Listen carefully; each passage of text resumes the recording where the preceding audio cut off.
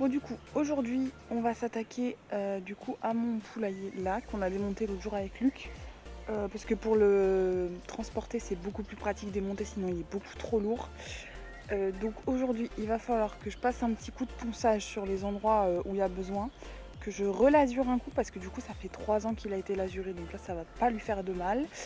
Et ensuite que je le remette à neuf, c'est-à-dire que je refasse une toiture correcte.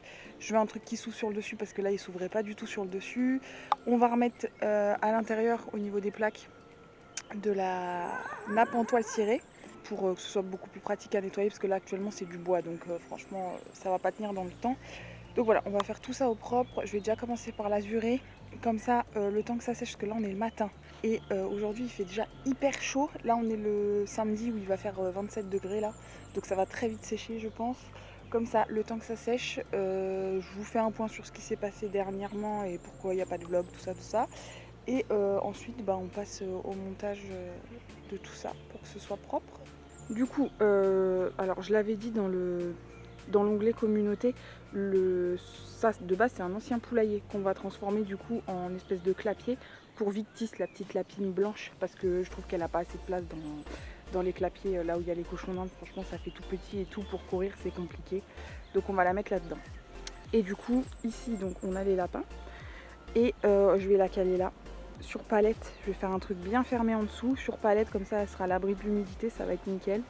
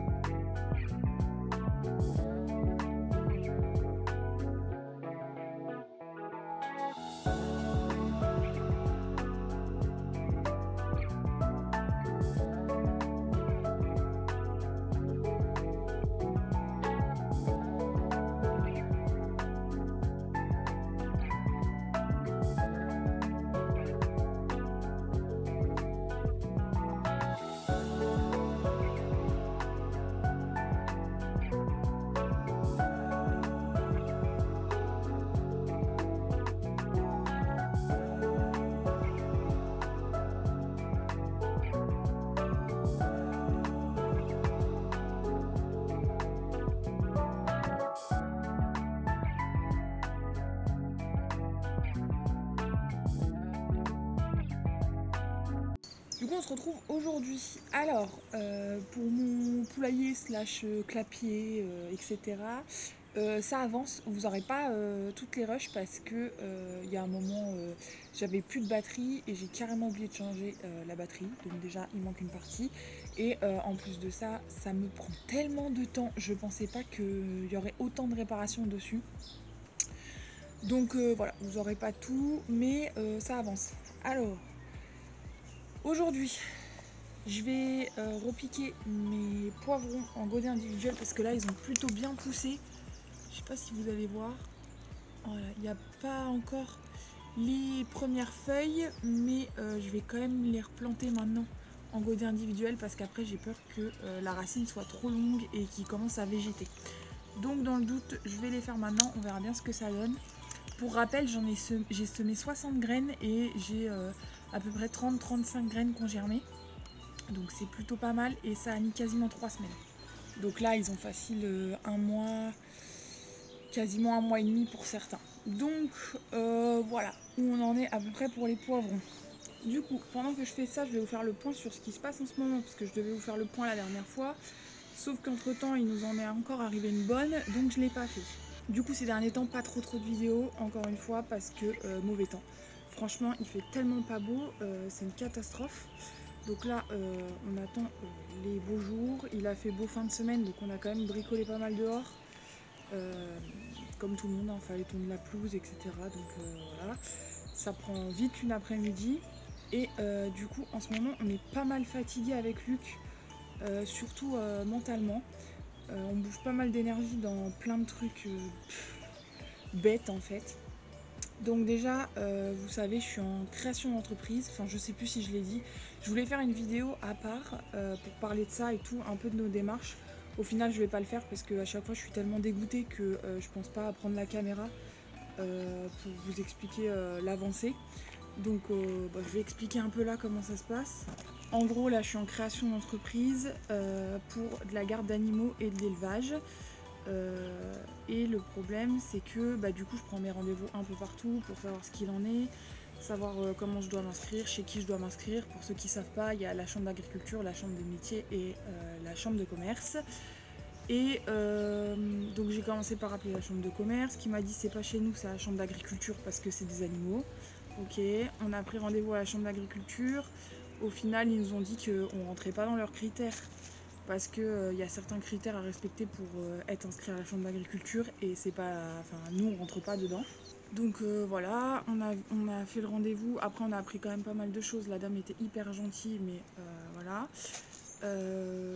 Je rappelle la chambre de commerce qui me dit bon si vous ont dit que c'était pas chez eux, c'est que c'est chez nous. Elle m'envoie un formulaire, ça correspondait pas du tout à ma demande. J'ai trouvé ça vraiment bizarre. J'ai continué de me renseigner sur internet, j'ai vu qu'il y avait la chambre des métiers. Je vous fais vraiment un gros résumé parce que vraiment c'est sur plusieurs semaines que ça se passe. J'appelle la chambre des métiers qui me dit c'est possible de prendre des rendez-vous sauf que les rendez-vous sont payants. Bon on se dit on va quand même prendre rendez-vous, de toute façon on en a besoin, on a pas mal de questions. À savoir aussi qu'à chaque fois qu'on va au rendez-vous on prépare nos questions à l'avance, on se renseigne sur plein de trucs, voilà, on prépare tout à l'avance vraiment, donc ça nous prend quand même du temps. On va à la chambre de métier, la nana, elle était à côté de la plaque, il n'y avait rien calé, franchement ça a été un enfer. À un moment elle part nous imprimer des trucs, je sais même pas pourquoi, et je dis à Luc, je dis là il va falloir qu'on paye 60 €, parce que oui le rendez-vous c'est quand même 60 balles, pour un truc où en fait on n'a pas les réponses du tout à nos questions, elle nous répond complètement à côté de la plaque. Donc ça commençait à m'agacer fortement. Au final, on a trouvé une solution. Elle m'a fait signer un papier et j'ai rien payé. Encore heureux parce que franchement, je vous dis, le rendez-vous, j'aurais pas payé. Franchement, c'est une honte d'avoir des trucs comme ça où ils sont censés te renseigner et personne n'est capable de te renseigner. Donc en fait, je sais toujours pas de qui je dépends. Donc là, faut qu'on prenne rendez-vous à la DDPP, sauf que la DDPP, c'est quasiment à 1 heure de chez nous. Et en ce moment, les voitures, c'est compliqué. Donc je vous avais dit que la voiture de Luc était tombée en panne. C'était une durite qui avait pété, donc ça c'est pas très grave, on l'a fait changer. Ça nous a pris un peu de temps parce qu'on pouvait pas l'emmener de suite. Donc on l'a fait changer et Luc avait un bruit sur sa voiture, on pensait que c'était le cache en dessous qui était un peu ouvert, il devait y avoir une vis qui avait sauté, on s'était dit, et du coup ça faisait appel d'air, ça faisait du bruit. En fait pas du tout, le cache tenait très bien, et en fait le bruit qu'il y a c'est un roulement, sauf que ça veut dire que ça fait 1 an qu'il a ce bruit là, donc 1 an qu'il roule avec un roulement abîmé. Donc va falloir qu'on se speed à le changer parce que ça peut être dangereux. En soi il peut rouler avec, mais là ça fait quand même 1 an donc ça commence à dater. Donc il va vraiment falloir qu'on le change tout de suite. Sauf que en même temps que sa voiture est tombée en panne, la mienne a commencé à faire du bruit. Donc on s'est dit ça peut être ça, enfin il y avait plein de choses, ça pouvait être vraiment plein de choses. Au final on a réussi à l'emmener au garage parce qu'il a fallu attendre que Luc récupère sa voiture. On emmène la mienne au garage pour faire un diagnostic et au final c'est que je vous dise pas de bêtises, la poulie de climatisation.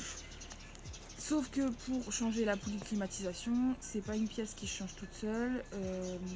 Faut changer le compresseur de clim avec, pour ceux qui se connaissent. Faut changer tout le compresseur de clim avec et là c'est pas le même budget. Donc comment vous dire que quand le garage il m'a envoyé le devis, c'était quand j'ai commencé le poulailler. Ça m'a flingué toute ma journée, du coup j'ai rien fait parce que franchement ça m'a mis le moral à zéro. C'est un devis, genre vraiment les sommes elles sont astronomiques.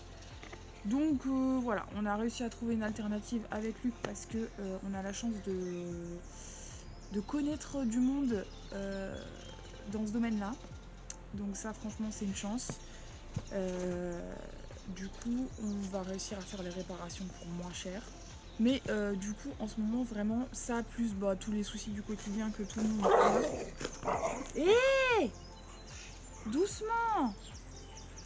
Et bien ça commence à faire beaucoup là. Franchement je commence à fatiguer. J'ai l'impression que la création d'entreprise elle avance pas du tout. C'est chiant. Voilà, il n'y a pas d'autre mot, c'est vraiment relou. On est là, on est dans le vague tout le temps. Je peux pas prendre rendez-vous à la DDPP pour avoir plus d'infos parce que parce que voilà, c'est pas à côté et que là pour l'instant on n'a pas les voitures adéquates pour faire ça. Donc voilà où on en est à peu près en ce moment. À savoir aussi que pour la création d'entreprise, pour la garde d'animaux, du moins ici, je sais pas si vous voyez clair, je crois qu'il commence à y avoir pas mal de soleil. Pour la garde d'animaux chez moi, il faut que je fasse des infrastructures. Sauf que pour faire des infrastructures, il faut un permis de construire et il faut savoir la classification de vos terres. Et nous, notre terre, elle est en zone N, donc naturelle, et il y a des chances qu'on n'ait pas le droit de construire dessus. Donc, c'est chiant. On va peut-être avoir le droit de construire, en fait, ça dépend du projet. Donc là, il faut qu'on renvoie un mail avec le projet grossièrement de ce qu'on veut faire. Mais franchement c'est fatigant. Je me suis décalée, je sais pas si c'est mieux, ça a pas l'air. Bon c'est pas grave, on verra bien. En gros voilà le résumé du truc. Donc ouais c'est un peu chiant. Vu qu'en plus à ces projets à côté c'est pareil, du coup on peut pas tout avancer en même temps. C'est vraiment long. En fait ce qui m'agace le plus je crois c'est de savoir qu'on fait toutes les démarches nécessaires pour être dans les règles, parce que savoir que l'élevage, moi ça va pas être un truc intensif, hein, voilà ça reste de l'élevage familial et je veux juste me mettre dans les règles parce que maintenant la vente d'animaux c'est vraiment tout un truc et au final je peux pas parce que voilà il n'y a rien de précis sur les NAC. Alors s'il y a des gens qui sont intéressés par l'élevage de lapins ou de cochons d'Inde, c'est un enfer parce que les NAC il y a des lois mais sans vraiment qu'il y ait de loi, donc en fait vous n'avez pas de truc précis. Donc voilà, j'ai lu tout le RSD, donc c'est le règlement sanitaire départemental, de long en large. J'ai tout lu, j'ai rien trouvé. Voilà, c'est minimum 50 lapins, sauf que nous c'est pas du tout ça en fait qu'on fait. Donc voilà, il n'y a rien pour ce que je veux faire. Il n'y a rien de noté vraiment. Bon du coup là j'ai rempli des godets et je vais repiquer. Et du coup je vais repiquer mes petits plants. Alors, je vais essayer de ne pas casser les mottes. Je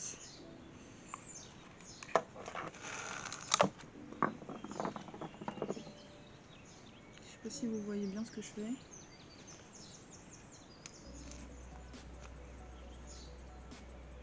En gros, hop, j'ai rempli, je fais un trou de la taille de ma motte. Et je vais la mettre dedans si j'y arrive.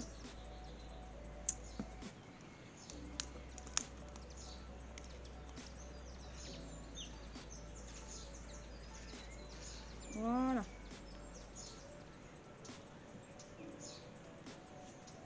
Ensuite, je remets là-dedans. Et dans mon petit plateau, quand j'aurai tout rempli, je vais venir mettre de l'eau. Comme ça va s'arroser. Donc voilà aussi pourquoi il n'y a pas trop de vidéos. Parce qu'il y a des fois où franchement, j'ai pas envie de prendre la caméra. C'est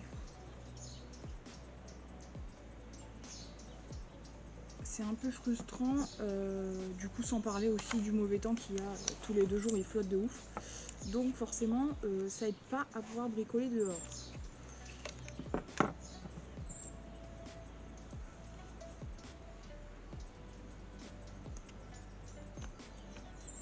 Et du coup avec tout ça, je suis pas du tout en avance sur mes semis. Les seuls semis que j'ai fait c'est du coup les poivrons et les petits pois et les mange-tout. C'est tout, parce que j'ai pas eu le temps de faire autre chose. Là je voudrais finir la réparation de mon espèce de poulailler pour mettre la lapine pour pouvoir séparer les cochons d'Inde. Parce que du coup vous allez le savoir en avant-première, à moins que d'ici là je le mette sur les réseaux, je sais pas encore. Tricotte est gestante. Donc là, il va vraiment falloir que je la sépare du mâle. Ça fait déjà 2 semaines que je dois la séparer. Sauf que bah voilà, j'ai pas de quoi mettre Victis, c'est pour ça que je veux absolument réparer ça. Et du coup, c'est pour ça que je dois le faire en priorité. Avant d'attaquer les semis que je vais faire, je vais tout faire en même temps, de toute façon les semis je pense.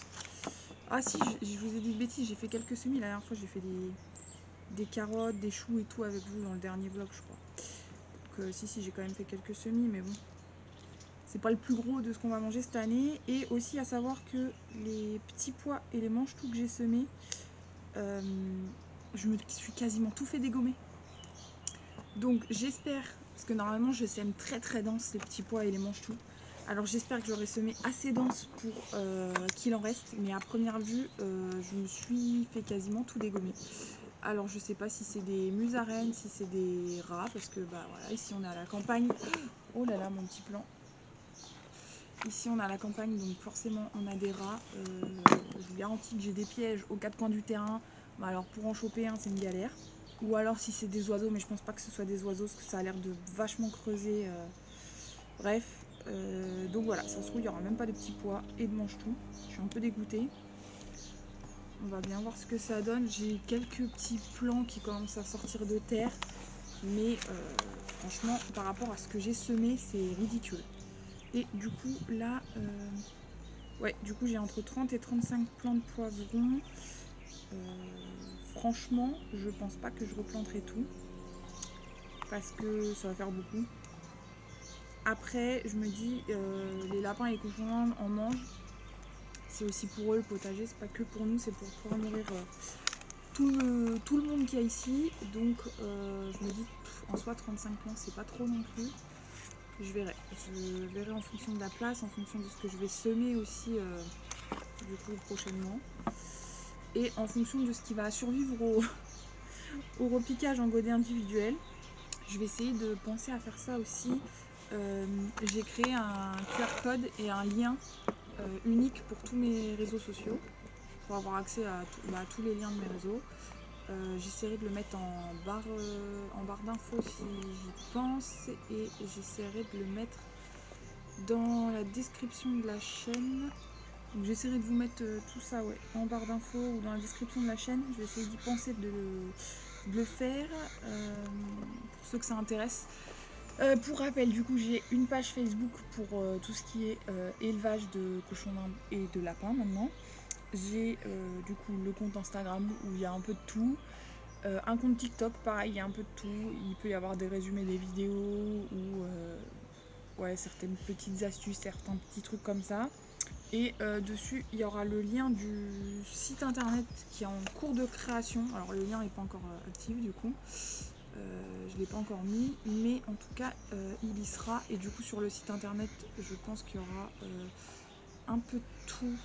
Je sais pas encore trop comment le faire. Est-ce que je mets la partie élevage quand même dessus? Est-ce que je mets que la partie garde d'animaux?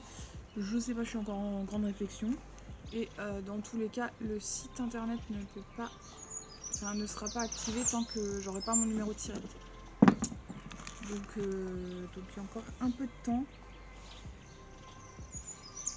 Parce qu'en soi, mon numéro de tirette, j'en ai pas pour longtemps à l'obtenir, en fait, à m'enregistrer, mais je voudrais être sûre de m'enregistrer au bon endroit et d'avoir toutes les informations nécessaires. Donc moi, je vous le dis, pour ceux que ça intéresse, la création d'entreprise, si vous sortez un peu du lot dans ce que vous voulez faire, bah franchement, accrochez-vous parce que c'est une vraie galère.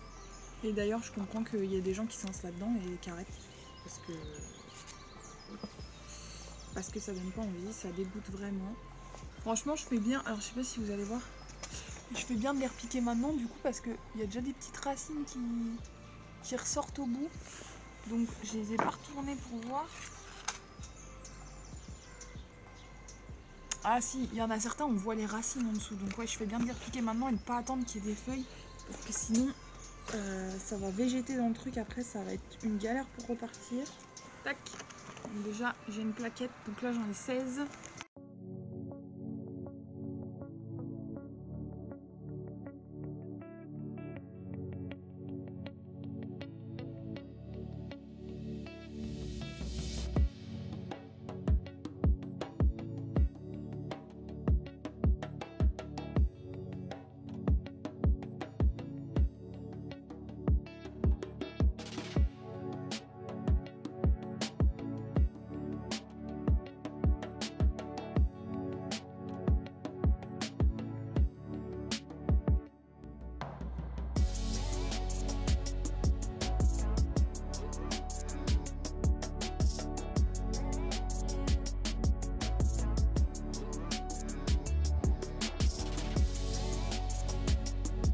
Bon, du coup, voilà ce que ça donne. Là, on a une petite plaquette. J'ai remis de l'eau parce que ça avait déjà tout bu. Hop. Et là, une deuxième. Oh, voilà, je suis contente. Ça, c'est fait parce que ça fait plusieurs jours que je voulais le faire. Mais je le faisais pas parce que soit il faisait pas beau, soit j'avais pas le temps. Soit j'étais pris par un poulailler là. Donc maintenant, il me reste plus que ça à faire. J'aimerais bien le finir aujourd'hui, mais je ne pense pas le finir aujourd'hui. Ça serait trop beau. Aujourd'hui, j'ai fini le clapier. Enfin, non, c'était hier. J'ai fini hier, j'ai fignolé ce matin et du coup, j'ai mis la lapine ce matin dedans. Je suis grave contente. J'ai grave galéré. Je ne l'ai pas posé exactement comme je voulais parce que je voulais qu'il soit surélevé. Et c'est pas le cas parce que j'ai pas réussi à faire comme je voulais. Bref. Mais au moins, c'est fait. Elle est là. J'ai récupéré une place dans les clapiers. Donc ça c'est plutôt chouette. Donc je vous montre ce que ça donne. Donc en gros ça donne ça. Alors la bâche bleue c'est pas hyper esthétique mais bon c'est pas grave, au moins ça fait son taf. Donc en gros là j'ai changé le grillage, j'ai quasiment réparé toute cette partie là parce que franchement ça tombait en lambeaux, c'était une catastrophe. Là j'ai changé le loquet parce que l'autre allait pas. Ici j'ai mis, donc ça c'est un tiroir qui se retire.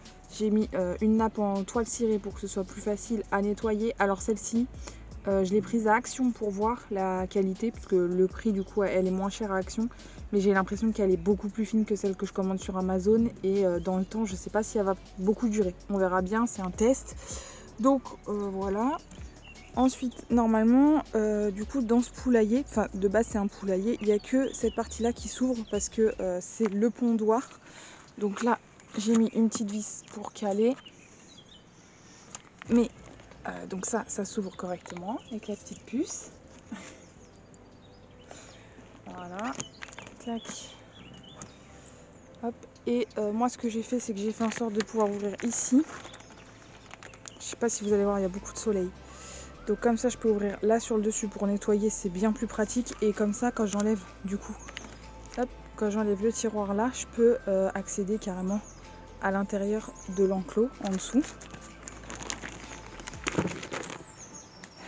Hop hop hop, là j'ai refait la porte aussi puisqu'elle frottait, c'était une galère à ouvrir et fermer, donc je l'ai remise correctement et j'ai fait en sorte que ça s'ouvre ici aussi. Comme ça j'ai vraiment un accès complet. J'ai remis la rampe, c'est la rampe d'origine mais franchement je la trouve pas très large pour la lapine, c'est pas ouf. D'ailleurs je l'ai mise ce matin et elle est toujours pas descendue, donc faudra voir dans le temps. Mais voilà, du coup ça lui fait quand même plus d'espace, je crois qu'elle a 3 ou 4 fois plus d'espace que dans le clapier, donc ça va être beaucoup mieux une fois que mademoiselle sera décidée à descendre. Tu viens? Non, pour l'instant elle ne veut pas. Donc la bâche je l'ai bien tendue, j'ai fixé avec les morceaux de bois qu'il y avait de base. Voilà, et au sol là, je sais pas si vous allez voir, j'ai mis du grillage. Donc j'en ai mis partout au sol, à savoir que la nuit du coup elle sera enfermée dans cette partie là parce que j'ai remis du coup la porte qui coulisse pas très bien mais qui peut quand même fermer et j'ai fait en sorte de combler toutes les interstices pour qu'il y ait vraiment rien qui puisse rentrer, même une souris normalement ne peut pas rentrer dans le clapier pour le coup. J'ai vraiment essayé de faire ça au mieux. Donc là, il faut encore que je mette du foin, mais sinon, elle est plutôt pas mal là. Du coup, voilà, j'ai mis quasiment une semaine à faire ça. J'ai fait avec les moyens du bord parce que je voulais rien acheter ce mois-ci. Le budget, je vous l'ai dit, avec la réparation de voiture, c'était trop serré.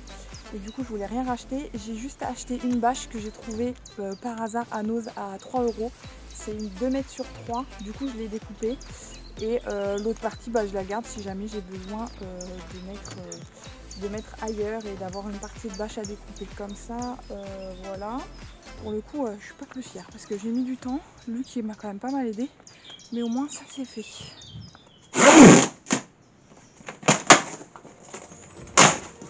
Du coup, pour la commande des animaux, j'ai commandé 2 sacs comme ça de graines pour les poules. Parce que comme maintenant, il y a plus de poules, ça forcément, elles mangent 2 fois plus vite. Donc j'ai recommandé 2 sacs de 20 kg. Comme d'habitude, le sac de 18 kg pour les chiens. Et j'ai commandé un super râtelier pour Yoko parce que j'en ai marre qui piétine son foin et en plus du coup il m'engage plus de la moitié. Donc celui-là il est quand même super grand. Je pense que je mets facilement une demi-botte de foin. Donc c'est plutôt cool.